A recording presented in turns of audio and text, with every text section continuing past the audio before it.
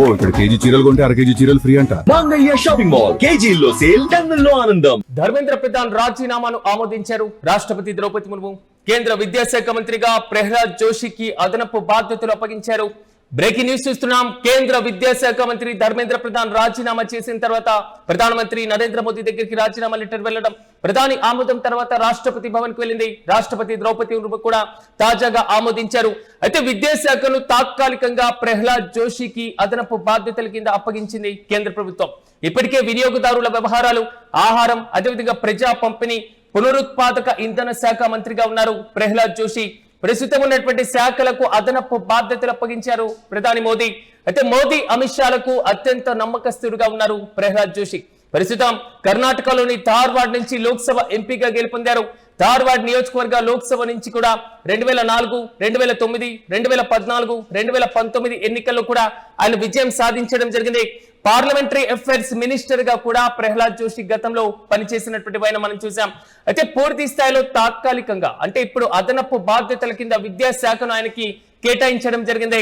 ప్రధానంగా ధర్మేంద్ర ప్రధాన్ రాజీనామా తర్వాత విద్యాశాఖను ఎవరికి కేటాయించబోతున్నారు, ఎవరికి తాత్కాలికమైన బాధ్యతలు అప్పగించబోతున్నారు అనేటువంటి ప్రశ్న కూడా ఢిల్లీ వ్యాప్తంగా చక్కర్లు కొట్టినాయి. అయితే మంత్రివర్గ పునర్వ్యవస్థీకరణ తర్వాత నూతన విద్యాశాఖకు పూర్తి స్థాయి మంత్రి ఉండబోతున్నారా అంటే అతి త్వరలోనే కేబినెట్ విస్తరణ ఉండేటువంటి అవకాశం ఉంటుంది. కాబట్టి తాత్కాలికంగా ప్రహ్లాద్ జోషికి అదనపు బాధ్యతలను అప్పగించారు ప్రధాని మోదీ.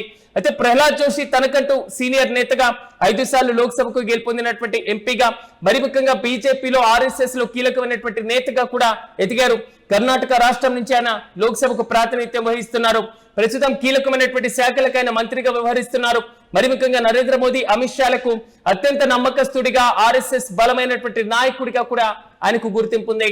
అయితే ప్రహ్లాద్ జోషికి అదనపు బాధ్యతల కింద విద్యాశాఖ అప్పగింతపై మరింత సమాచారం మా ప్రతినిధి కిరణ్ అందిస్తారు. కిరణ్ చెప్పండి, ధర్మేంద్ర ప్రధాన్ రాజీనామాను రాష్ట్రపతి ఆమోదించడం, అదనపు బాధ్యతల కింద ప్రహ్లాద్ జోషికి ఆ శాఖను అప్పగించడం, అసలు రీసెంట్ అప్డేట్స్ ఏంటి?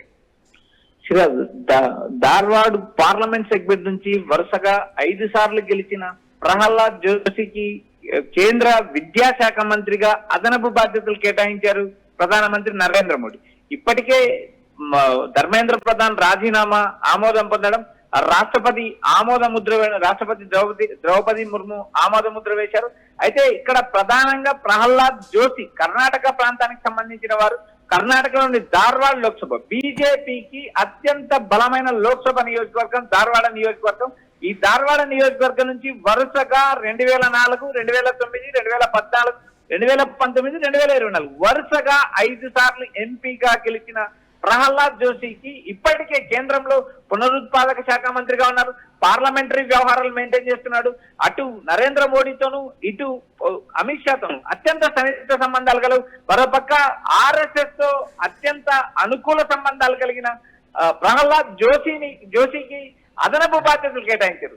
ఉదయం నుంచి వచ్చిన సమాచారం వరకు, ఉదయం నుంచి జరిగిన ఊహాగానాల ప్రకారం ఒకవైపు జ్యోతిరాదిత్య సింధియా పేరు తెరపైకి వచ్చింది, మరోపక్క అశ్విన్ వైష్ణవ్, మరోపక్క మాన్సులేవ్ మాటియా, ఇలా వరుసగా పలు రకాల పేర్లు తెరపైకి వచ్చినప్పటికీ ఎవరైతే సీనియర్ నాయకులు ఉన్నారో వారికే ఈ బాధ్యతలు కట్టబెట్టాలి.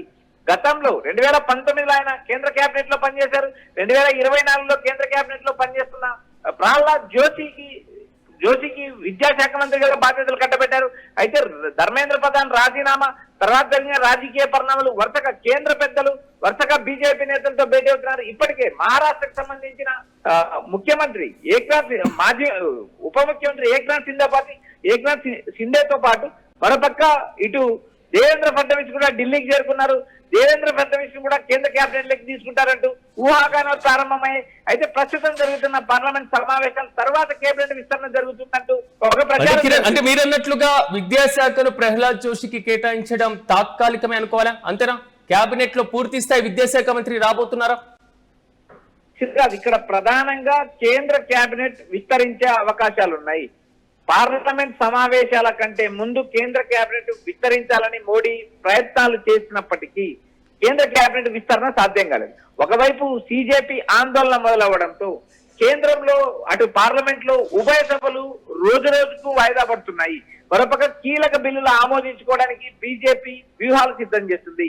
ఒకవైపు CJP ఉద్యమం, మరోవైపు కాంగ్రెస్ పార్టీ మెరుపు ధర్నా, డీలిమిటేషన్ బిల్లు, మరోపక్క మహిళా బిల్లు, ఇటు ఏవైతే జమిలీ ఎలక్షన్ బిల్లు, ఈ 3 బిల్లులు ఆమోదం పొందడానికి ఈ పార్లమెంట్ సమావేశంలో ఉపయోగించుకోవాలని విశ్వ ప్రయత్నాలు చేస్తున్న బీజేపీకి CJP రూపంలో, కాంగ్రెస్ రూపంలో ఆందోళనలు మిన్నంటాయి. మరోపక్క ధర్మేంద్ర ప్రధాన్ రాజీనామా చేయడంతో బీజేపీ ఒక అడుగు వెనక్కి తగ్గింది. గత 12 ఏళ్లుగా మోడీ ఎక్కడా వెనుకడుగు వేయలేదు. 2018లో ఒక మంత్రి పైన లైంగిక ఆరోపణలు వస్తే కేబినెట్ నుంచి తొలగించారు తప్పితే ఎక్కడ కూడా మోడీ తన కేబినెట్ మంత్రులను తొలగించిన నేపథ్యం లేదు. ఎన్ని ఆరోపణలు వచ్చినా, అశ్విన్ వైష్ణవ్ ఏవైతే రైల్వే శాఖలో పలు ప్రమాదాలు జరిగాయి, పలు ఆరోపణలు వచ్చినా అశ్విన్ వైష్ణవ్ ఎక్కడ కేబినెట్ నుంచి తొలగించలేదు. మరోపక్క ధర్మేంద్ర ప్రధాన్ ను రోజు కాపాడుకుంటూ వచ్చారు. నిన్నటి కేబినెట్ సమావేశంలో కూడా ధర్మేంద్ర ప్రధాన్ కు ముక్త కంఠంతో మోడీ, అమిత్ షా మద్దతు పలికారు, కేబినెట్ అంతా మద్దతు పలికారు. అయితే ఈ రోజు ఉదయం నుంచి జరిగిన రాజకీయ పరిణామాలు, మారిన రాజకీయ పరిణామాలు, ఆర్ఎస్ఎస్ జోక్యంతో కేవలం 30 నిమిషాల్లోనే ధర్మేంద్ర ప్రధాన్ రాజీనామా చేశారు. ధర్మేంద్ర ప్రధాన్ రాజీనామా రాష్ట్రపతికి, ప్రధానమంత్రి దగ్గర నుంచి రాష్ట్రపతికి వెళ్ళింది. రాష్ట్రపతి ఆమోదం పొందిన మరుక్షణమే ప్రహ్లాద్ జోషికి అదనపు బాధ్యతలు చేపట్టారు. ప్రహ్లాద్ జోషి సీనియర్ నేత, బీజేపీలో బలమైన నేత. కిరణ్ ఇప్పుడు ఉన్నటువంటి పరిస్థితుల్లో రేపు పార్లమెంట్ సమావేశాలు ఇంకా కంటిన్యూ అవుతున్నాయి. పబ్లిక్ ఎగ్జామినేషన్ సవరణ బిల్లును కూడా కేంద్ర ప్రభుత్వం లోక్సభ, రాజ్యసభ ముందుకు తీసుకొని రాబోతుంది. ప్రతిపక్షాలు ఇప్పటి వరకు జరిగినటువంటి అన్ని అంశాలను సభలో ఘాటుగా తీసుకొచ్చేటువంటి అవకాశాలు అయితే చాలా స్పష్టంగా ఉంటాయి. అయితే ప్రహ్లాద్ జోషి ఎలా ఎదుర్కొనేటువంటి అవకాశాలు ఉండొచ్చు? ఇప్పటికే కొంతమంది సీనియర్ నేతలకు ప్రధానమంత్రి మోడీ బాధ్యతలు కట్టబెట్టారు. నీట్ అంశం కావచ్చు, పేపర్ లీకేజీల అంశం కావచ్చు, ఇటు ధర్మేంద్ర ప్రధాన్ రాజీనామా వ్యవహారం కావచ్చు, గత కొన్నేళ్లుగా మోడీ ఏకపక్ష ధోరణి కావచ్చు, వీటన్నిటిపైన పార్లమెంట్ వేదికగా చర్చ జరిగే అవకాశాలు ఉన్నాయి.